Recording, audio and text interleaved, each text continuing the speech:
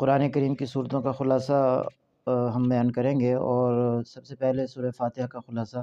اور ایک مکمل ہم نشست میں اس کو 8-10 منٹ کی کم از کم ہم اس کے مضامین کو بیان کریں گے، کیونکہ یہ ہر نماز میں پڑھی جاتی ہے، اور ہر مسلمان اس کو بچہ بڑا سب پڑھتے ہیں، اور ہماری روزمرہ کی ضرورت کے اندر یہ شامل ہے۔ اس لیے ہم اس پر ایک پوری نشست لگا کے اس کو تفصیل کے ساتھ بیان کر دیتے ہیں، تاکہ اس میں کسی قسم کا کوئی مسئلہ باقی نہ رہے۔ اور اس سے پہلے اگر آپ ہمارے ساتھ جڑے ہوئے نہیں ہیں تو جڑ جائیے، تاکہ آئندہ ویڈیوز بھی آپ کو ملتی رہیں،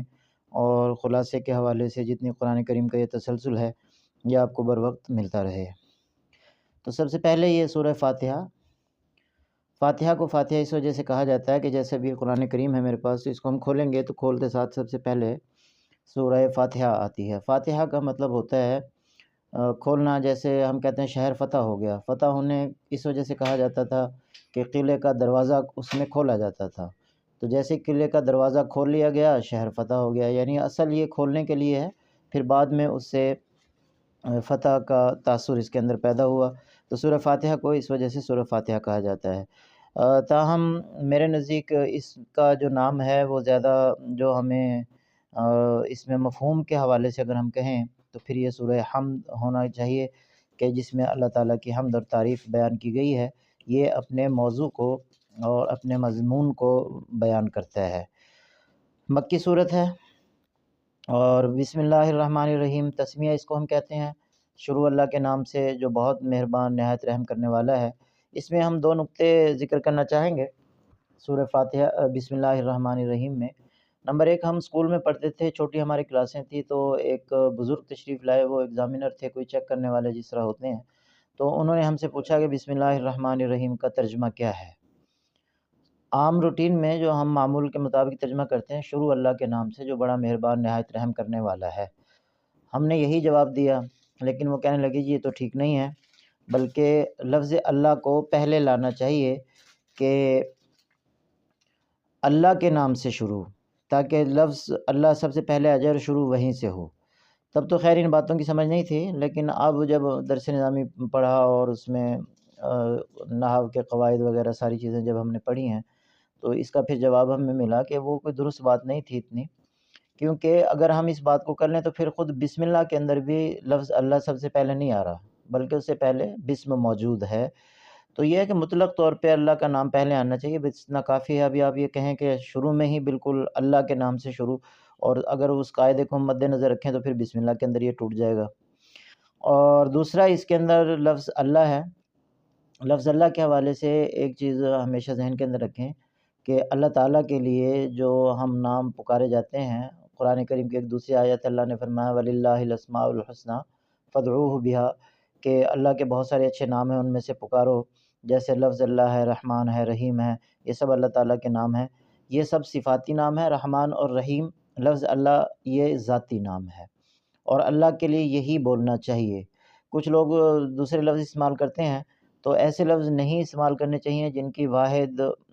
جمع یا مؤنث ان کی آ سکتی ہو، بلکہ یہ لفظ اللہ جو ہے یہ ہر لحاظ سے کامل مکمل ہے، زیادہ استعمال میں یہی ہونا چاہیے، بلکہ ہونا ہی یہی چاہیے۔ الرحمن الرحیم، اس کے ترجمے کے حوالے سے اردو تو ترجمہ نگار ہیں، وہ کافی کوشش کرتے ہیں کہ اس کا ترجمہ کر سکیں، لیکن وہ کوئی مترجم بھی نہیں کر سکا۔ دراصل جو عربی کے جو لفظ ہیں ان میں جو گہرائی اور معنویت پائی جاتی ہے وہ اردو میں ممکن نہیں کہ اس کو ٹرانسلیٹ کیا جائے۔ علامہ آلوسی رحمۃ اللہ علیہ نے روح المعانی کے اندر اس میں مختلف اقوال لکھے ہیں۔ بہتر جو مجھے لگا اس کا مفہوم کو واضح کرنے کے لیے وہ یہ ہے، رحمان وہ ایسی رحمت جو جوش کے ساتھ ہو، جیسے بارش یکدم بڑی تیز پڑتی ہے، موسلادھار بارش جس کو ہم کہتے ہیں۔ اور رحیم وہ رحمت جو آہستہ آہستہ ہو لیکن تسلسل کے ساتھ ہو، لگاتار لمبے عرصے تک چلتی رہے۔ تو اللہ تعالیٰ کی جو رحمت ہے، رحمان میں وہ جوش کے ساتھ ہے اور رحیم میں تسلسل کے ساتھ ہے، اور یہ دونوں صفتیں اللہ تعالیٰ کی ذات کے اندر جمع ہیں۔ عام معمول میں ہم دیکھتے ہیں انسانی لوگوں کو، اگر ہم فطرت کو دیکھیں، انسانی فطرت کو، تو اس میں ایک چیز جو ہے نا وہ زیادہ غلبہ ہوتا ہے، کہ بعض لوگوں کو جو ہے نا فوراً وہ رحمت اور وہ مہربانی کرتے ہیں، اور بڑے اس میں جذبہ اور جوش پایا جاتا ہے، جبکہ کچھ لوگ ہوتے ہیں جو تسلسل کے ساتھ تھوڑا تھوڑا کرتے ہیں۔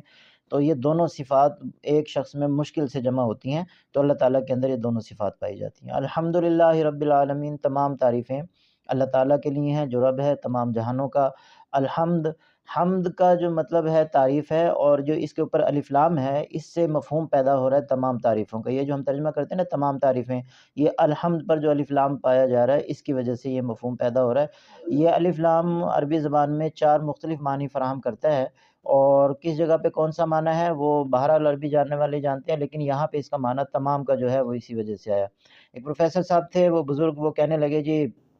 کوئی باتیں مکالمہ ان سے چل رہا تھا، تو میں نے ان سے یہ پوچھا کہ الحمد کا جو ہم ترجمہ کرتے ہیں تمام تعریفیں، یہ کہاں سے ہوا؟ وہ چونکہ عربی نہیں جانتے تھے، اس وجہ سے وہ نہیں اس کا جواب دے سکے۔ تو یہ عربی سے تعلق رکھتی ہیں یہ چیزیں، علم فصاحت بلاغت کے جو معاملات ہیں۔ رب کہا جاتا ہے ایسی ذات کو جو تربیت کرنے والی ہو، جیسے ہم کہتے ہیں تربیت سے یہ بنا ہے، اور اس کا مفہوم یہ ہے کہ کسی بھی چیز کو اول تا آخر، یعنی بچپن سے لے کے بڑھاپے تک مختلف جو اس کے مراحل ہیں، جو مدارج ہیں، اس کے درجے ہیں، ان درجات میں ہر درجے کے مطابق جو انسان کی ضرورت ہو اس کو پورا کرتے رہنا، انسان کی بلکہ تمام مخلوقات کی۔ جیسے اب اس کو مثال کے طور پہ ہم سمجھیں، بچہ جو ہے اس کی ضروریات بچپن میں کچھ اور ہوتی ہیں، ماں کے پیٹ میں کچھ اور ہوتی ہیں، جب نوجوان ہوتا ہے کچھ اور ہوتی ہیں، پھر جب بڑھاپے میں چلا جاتا ہے کچھ اور ہوتی ہیں، تو اللہ تعالیٰ ہر وقت کے مناسبت سے اس کو وہ چیزیں فراہم کرتے رہتے ہیں، تو یہ رب ہے۔ العالمین، تمام جہانوں کا۔ اللہ تعالیٰ نے بہت سارے جہان پیدا فرمائے ہیں، اب اس کی گنتی ممکن نہیں ہے۔ ہمارے آج کل جو جدید سائنس ہے اس کے اندر جو ہے وہ کہا جا رہا ہے کہ اتنے اللہ تعالیٰ نے ستارے سیارے پیدا کیے ہوئے ہیں کہ یہ سب جتنے سمندر کے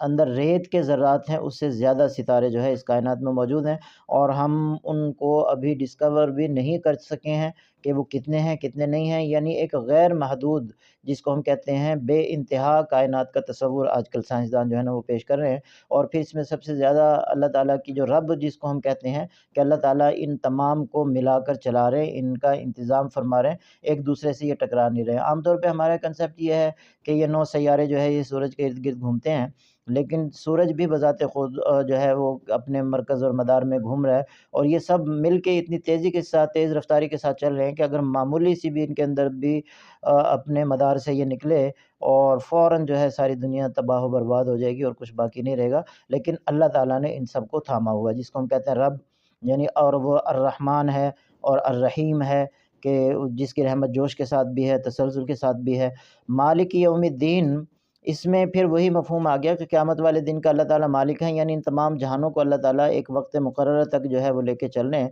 اور پھر ایک وقت آئے گا کہ یہ ساری چیزیں ختم ہو جائیں گی، تو اس دن بادشاہی صرف اللہ تعالیٰ کی ہوگی۔ تو سوال یہ ہے کہ بادشاہی تو آج بھی اللہ تعالیٰ کی ہے،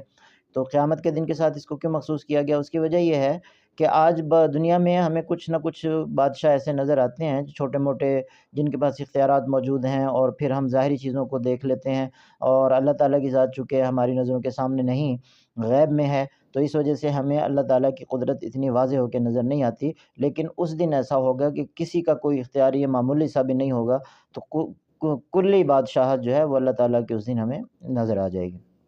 ایاک نعبد و ایاک نستعین، اے اللہ ہم تیری ہی عبادت کرتے ہیں اور تجھی سے مدد مانگتے ہیں۔ اصل میں یہ ہی کا جو مفہوم ہے یہ پیدا ہوا اس وجہ سے کہ یہ ہونا چاہیے تھا نعبد ایاک و نستعین ایاک، لیکن ایاک کو نعبد سے اور نستعین سے پہلے لایا گیا ہے، تو اس سے یہ ہی والا مفہوم پیدا ہو گیا کہ تیری ہی عبادت کرتے ہیں اور تجھی سے مدد مانگتے ہیں۔ اہدنا الصراط المستقیم، اے اللہ ہمیں سیدھے راستے کی ہدایت نصیب فرما۔ ہدایت کا 2 مفہوم ہوتے ہیں، ایک یہ ہے کہ رستہ دکھانا، اور دوسرا ہے کہ رستے پر لے کر چلنا، یعنی ہاتھ پکڑ کر لے کر چلنا۔ ایک مثلا ایک بندے نے ہم سے ایڈریس پوچھا، فلاں جگہ میں نے جانا، ہم اس کو بتا دیں جی آپ یہاں سے دائیں جائیں، وہاں سے بائیں جائیں، سیدھا چلے جائیں، وہاں پہنچ جائیں گے۔ اور دوسرا یہ ہے کہ اس کا ہم ہاتھ پکڑیں اور اس کو وہاں لے جا کے چھوڑ دیں۔ تو جو دوسرا طریقہ ہے اس کے اندر گمراہی کے جو امکانات ہیں وہ بالکل نہیں ہوتے، کہ اللہ تعالیٰ ہمیں ہاتھ پکڑ کے سیدھے راستے پہ چلائیں، تو یہ اس کا ترجمہ جو ہے نا کرنا چاہیے۔ یعنی ہم کہتے ہیں نا اے اللہ ہمیں سیدھا راستہ دکھا، بلکہ اس کا ترجمہ یوں کرنا چاہیے اے اللہ ہمیں سیدھے راستے پر چلا۔ اب صراط الذین انعمت علیہم، کہ جن لوگوں پر آپ کا انعام ہوا ہے، غیر المغضوب علیہم، نہ تو ان کا رستہ جن پہ غضب ہوا، ولا الضالین، اور نہ ہی گمراہوں کا رستہ۔ اس کے بارے میں قاضی ثناء اللہ پانی پتی رحمۃ اللہ علیہ لکھتے ہیں کہ علماء کا اور مفسرین کا اتفاق ہے اس بات پر کہ غیر المغضوب سے یہود مراد ہیں اور ولاضالین سے جو ہے نصارہ مراد ہیں، یعنی انہوں نے یہ سمجھانے کے لیے جو ہے وہ بات کی ہے۔ اب اس کے اندر ہر وہ قوم شامل ہے جو اللہ تعالیٰ کی نافرمانی کرے اور سرکشی کرے۔ یہود کو غیر المغضوب علیہم غضب کا لفظ بولا گیا اس وجہ سے کہ وہ دیدہ و دانستہ کرتے تھے اور اس پر اصرار کرتے تھے، مصر رہتے تھے، اس پر اڑے رہتے تھے، سمجھتے نہیں تھے۔ اور یہ نصارہ کے حوالے سے اس وجہ سے ولاضالین تھوڑا سا سافٹ ایک کارنر ہے کہ یہ غلط کام تو کرتے تھے لیکن انجانے میں کرتے تھے اور عقیدہ اور محبت کی بنا پہ کرتے تھے، یعنی نافرمانی اور سرکشی والا جو عنصر تھا وہ ان کے اندر نہیں پایا جاتا تھا۔ تو یہ سورہ فاتحہ کا ایک موٹا موٹا جو مفہوم ہے، مرکزی اس کے جو خیالات تھے اور جو اس میں اہم نکات تھے وہ ہم نے آپ کے سامنے بیان کیے ہیں۔ امید ہے آپ کو یہ ایک علمی اور معلوماتی آپ کے اضافہ ہوا ہوگا، اور اگلے اس کے بعد ہم بیان کریں گے سورہ بقرہ میں الف لام میم کے پارے کا خلاصہ۔